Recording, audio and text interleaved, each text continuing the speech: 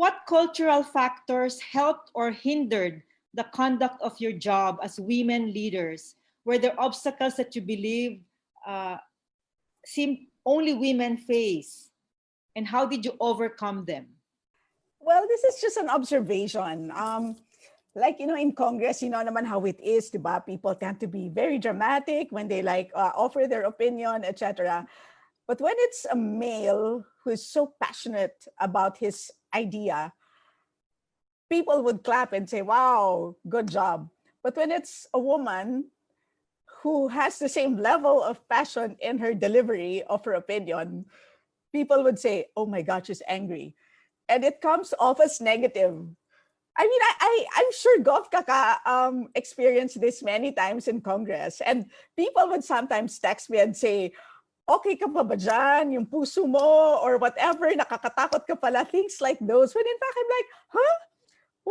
I was actually just being as passionate as the guy beside me, right? So I mean, small things, and I just learned to deal with it. It's just cultural. It's not going to stop me from sharing my opinion in the same gusto, right? You just have to learn to roll with the punches, right? Because in general, I think we're okay. I mean, in the world global gender gap, we've always been in the top 10. It's only in 2020 that we actually slipped and we're now number 16.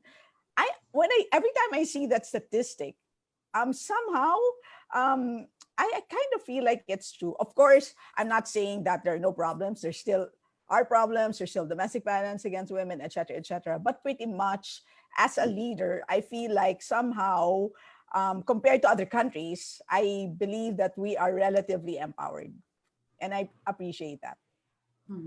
Yes, all three of us went through Congress. Congresswoman Kimbo is still in Congress. I was the youngest when I entered Congress. I was only 29 years old. Oh. And I was always compared to my father, no, Congressman Lagman. And so when one of my colleagues in Congress asked me, wala bang anak na lalaki si Edsel, no? To translate, does your dad have a male? Don't you have a brother? I said, what's wrong with me? No? Hindi kasi traditionally lalaki ang magsasucceed, So it was a big challenge for me in the beginning. It was a big challenge for me. Number one, following the footsteps of Edsel Lagman. No, number two, being a woman. No? Number three, starting having my kids in Congress. So balancing being a wife and a mother and a legislator and a caretaker of my district, it was really very taxing. No, it was really very difficult, but I enjoyed it a lot, and it was a big challenge that I was able to surpass.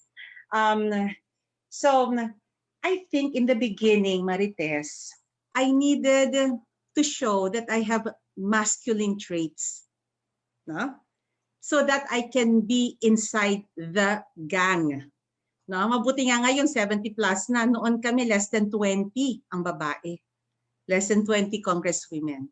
So very few of us. So you have to be recognized as palaban, no?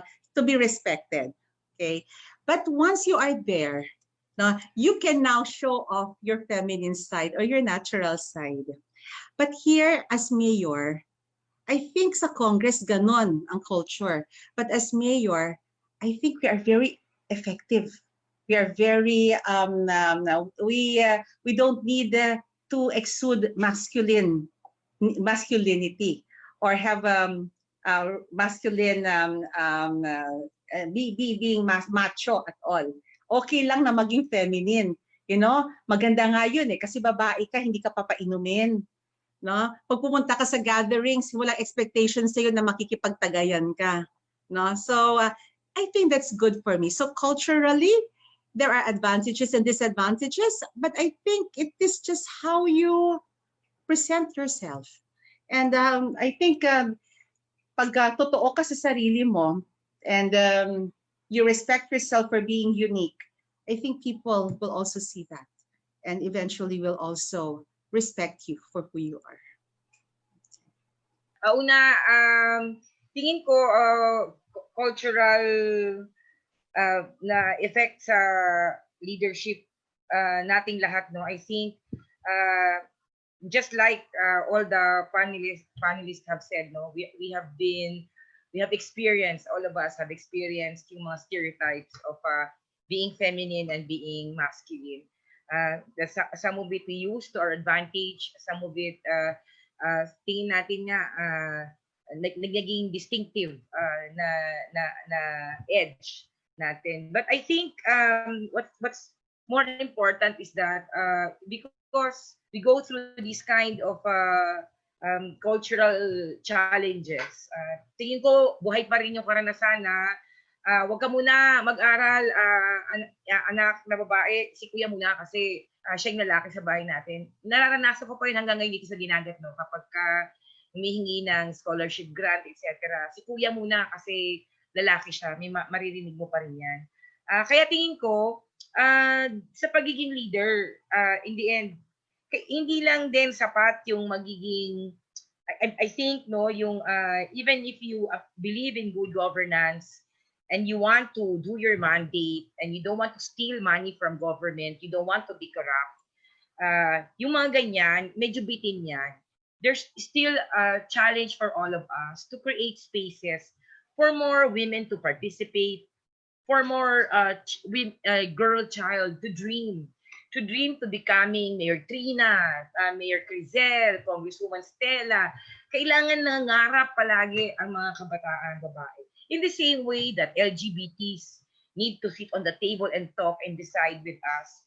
Farmer leaders, women farmer leaders, fisher folk women who doesn't exist, no, sa mga batas natin walang mangingisdang babae pa rin, kahit alam nating meron. So we still need to create spaces for that. I think that's the requirement and that's the challenge, no, yung parang hinihingi sa atin bilang women leaders, and that will really create the reason why more women leaders become successful, so that there will be girls who want to become Vice President Lenny, Senator Risa, Senator Laila.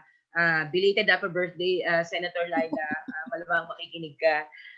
At tingin ko, hanggat may mga ganyang spaces for women and young girls, no, to pursue their dreams, tingin ko hindi tayo mauubusan ng ganito. At tingin ko dahan-dahan we can slowly, no, parang eradicate this stereotype at mas magiging